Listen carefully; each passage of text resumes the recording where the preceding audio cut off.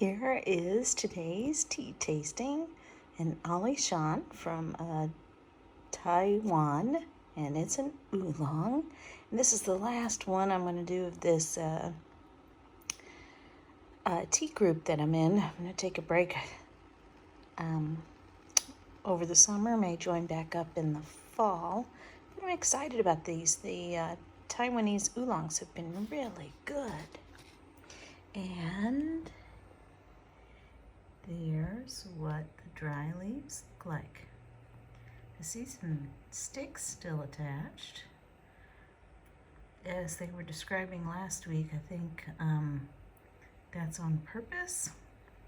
So it's the way they ball their oolongs. It looks to me like they're semi-balled here. I wanted to share with you my other new thing. I bought this warmer that you put a candle in, and I am loving it. Of course, I bought this pot too, and I am absolutely loving it. It has a basket in it that's as wide as the pot, so I don't have to use my strainer to pour out of it. Now, this little pot here is, let me take this plate off. This is just a plate in the kitchen counter now. This is not big enough to go on here because it kind of does that. So it works really well putting a plate under it. Now, my large teapot fits on there without anything, and it works really well. But for this small one, I just have to put a little plate there. Now, I've found I can even put like a little saucer for one of my teacups that's decorative, and it's really pretty there, and I love that it keeps it perfectly warm. And I can take the basket out to have it stop brewing. We're having a little downpour outside right now. A summer shower. On the first 20-second steep, it's very clear and pale. So here's the color of the liqueur. Brewing it at, actually it was 91, but now it says 92 Celsius. So, because this is green, here's the leaves. They're really large. I love it. Look at it.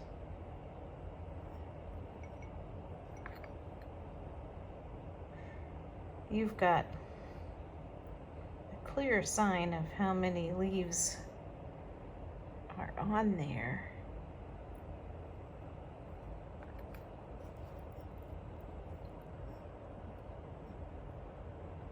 I don't know why, I just love when I get big leaves like this. There's your color of the liqueur, or the liquor. Potato.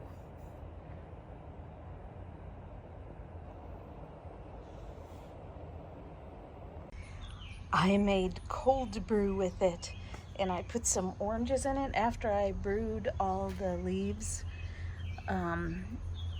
and drank them.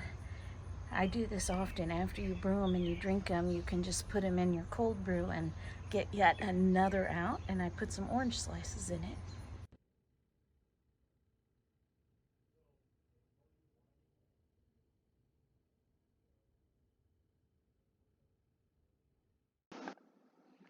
So here are my tasting notes for this Alishan, and if you've watched any of my other videos, this is the first time I've had my graphics in blue. I worked a while last weekend changing them.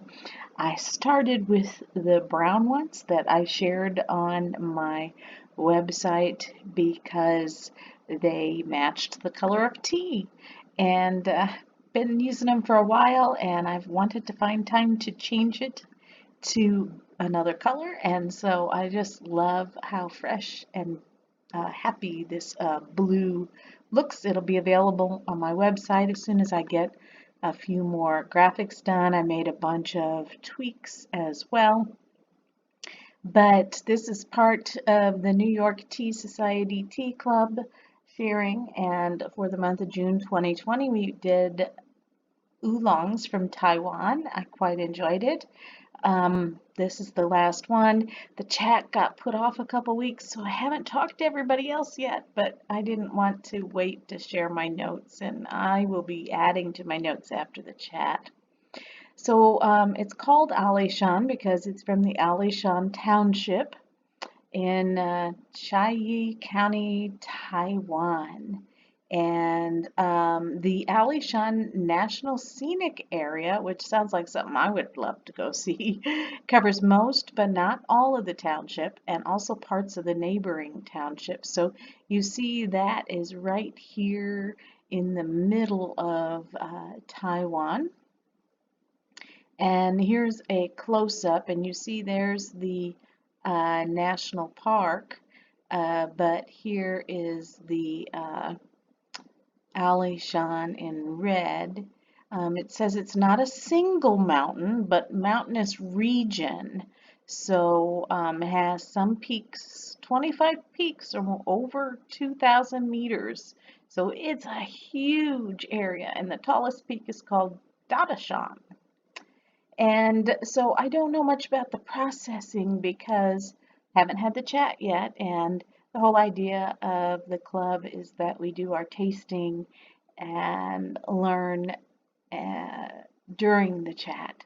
So I will be adding my processing notes, but obviously these are rolled leaves. I could tell that, semi-bald, visible stems. Um, I do not know yet if this is from this Jiangsu or Shizu area. So I'm going to want to find that out during the chat.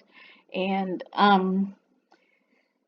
to tell you more about that, this is a great website, Tea from Taiwan, uh, for learning about tea in Taiwan. Um, it, and so this is a high mountain oolong. The one we had last week was not. Um, two of the most famous of the Alishan tea areas are those two I mentioned. And it talks about the altitude here. I'm not going to read all this. You could pause the video and read or go to their website.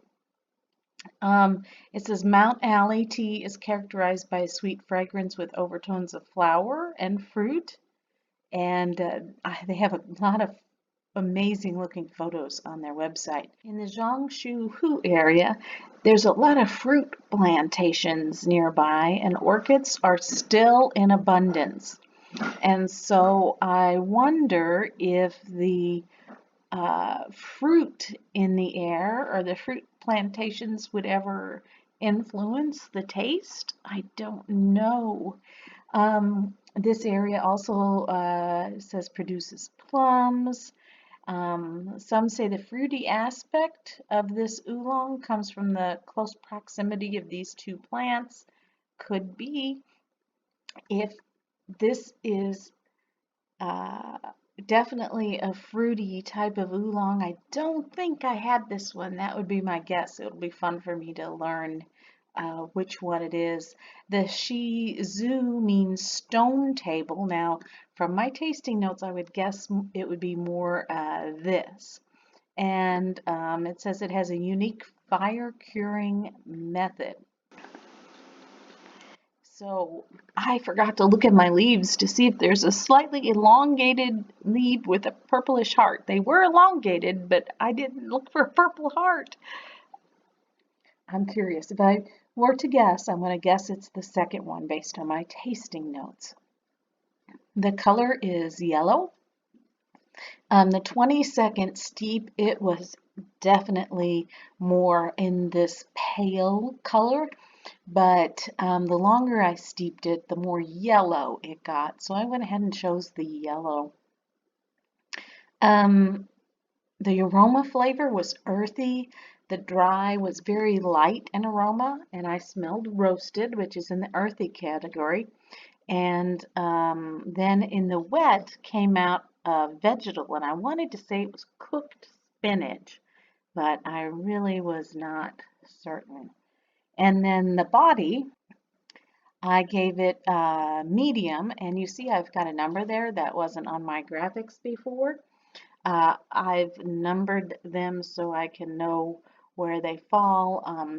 There are now only 2 categories for body. I had 4 or 5 and I never use them, so I just do light, medium, and full now. And the astringency, I numbered it too. Or I numbered it also, and it got a number 2, so you can know right away it's not the lowest astringency, but I do like the bright light category or the number 1 category, which is smooth and low, and don't so much like categories 3 and 4. Now, my very first batch, I messed it up and I inadvertently steeped it too long. It was way too astringent and it never changed even though I steeped it a shorter time. So sometimes you can oversteep and then the next time you steep, if you do it right, it's just fine. Not this one. Even though I did it right the next time, that first bad steep changed the whole batches following. So it's a very unforgiving tea, and I don't really particularly care for unforgiving teas, unforgiving of my inadvertent oversteeps. I did just brew it at 91 degrees because it is a greener oolong, less oxidized, so that temp should have been okay. I mean, I could have tried maybe 85, it might have been better. So I had to start all over with the second tea. Now I don't have any for my chat when I have it. But the first 20 steeps, it was bright light. So that's what I went on. When I did brew it correctly for only 20 seconds, I got bright and light, but very unforgiving. The taste, I got roasted and creamy, and I guess it was spinach. That's the only thing I can think of. But it does taste like it smells, which is good quality to me. I love the big leaves. I do like the first steep, as I liked the roasted and creamy. But the second steep, it changed to a tart taste that wasn't so pleasing. This tea, the more I brewed it, the more bitter it gets, and it makes me wonder if it's a flower taste, because I often do not like flower tastes, and so this reminds me of those. So maybe it was that first area that is near the orchid flowers, but that area was also near the fruit. I don't know. The finish, don't you love my new graphics, was juicy and mouth-watering. And the second steep, the tart taste is in the finish, and that lingers as well. The steeping it too long, the finish was bitter and very unpleasant. Um, hubby and I gave it the same rating, only 3 hearts. I always have him give me what he thinks because if I tell him something, he'll always agree with me. And so he told me 3 hearts, and I was like, yep, that's what I gave it. I already put it in here.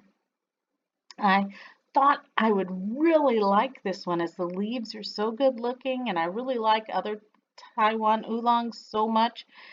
But it being so unforgiving in astringency and that tart that came out, I would not be as inclined to buy it again. I could drink it okay with low temp at short steeps, but it would not take much to turn it into something I did not care for. So that's my notes. And if you have more experience with Alishan, I would love to hear from you in the comments.